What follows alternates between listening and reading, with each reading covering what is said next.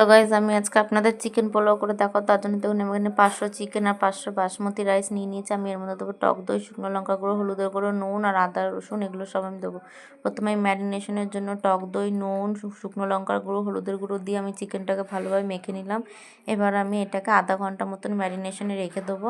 এবার এইদিকে দেখুন এবার আমি এদিকে চালটা দিয়ে আমি ভিজিয়ে রেখে দিয়েছি। আর এদিকে আমি যেটা মাংসটা করব সেটা আমি নিয়েছি। আমি এখানে হাঁড়িতে মাংস করবো। এর মধ্যে প্রথমে আমি গোটা এলাচ, দারচিনি দিয়ে দিয়েছি, গোটা জিরে দিয়ে দিয়েছি। এবার আমি এর মধ্যে কুচি কুচি করে রাখা পেঁয়াজগুলো দিয়ে আমি একটু ভালোভাবে ভেজে নেব।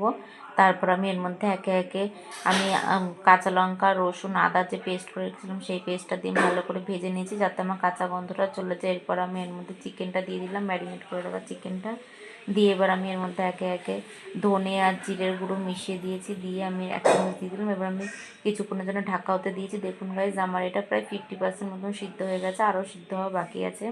এবার আমি এর মধ্যে ওই বাসমতি রাইসটা দিয়ে দিচ্ছি, দিয়ে এবার আমি এটাকে আরেকটু ভালোভাবে মিশিয়ে নেড়ে ছেড়ে আমি আবার এর মধ্যে ঢাকা দিয়ে ঢাকা দিয়ে দিয়েছি। এবার এটাকে আমি মটরশুঁটি আর ধনেপাতা দিয়ে এটা ঢাকা দিয়ে রেখেছিলাম। দেখুন আমার চালটা আমি আবার একটু নেড়ে দিলাম, ওপরের চালটা নিচে দিলাম, নিচের চালটা উপরে দিয়ে আমি এভাবে আবার ঢাকা দিয়ে দমে রেখে দিয়েছিলাম। এবার আমি এটা দেখুন আমার ভালোভাবে হয়ে গেছে। এবার আমি নামানোর সময় 1 চামচ ঘি দিয়ে আমি এটা পরিবেশন করে নিয়েছি। আপনারা বাড়িতে এইভাবে খেয়ে দেখুন, আশা করি ভালো লাগবে। রেসিপিটা কেমন হয়েছে অবশ্যই কমেন্ট করে জানাবেন।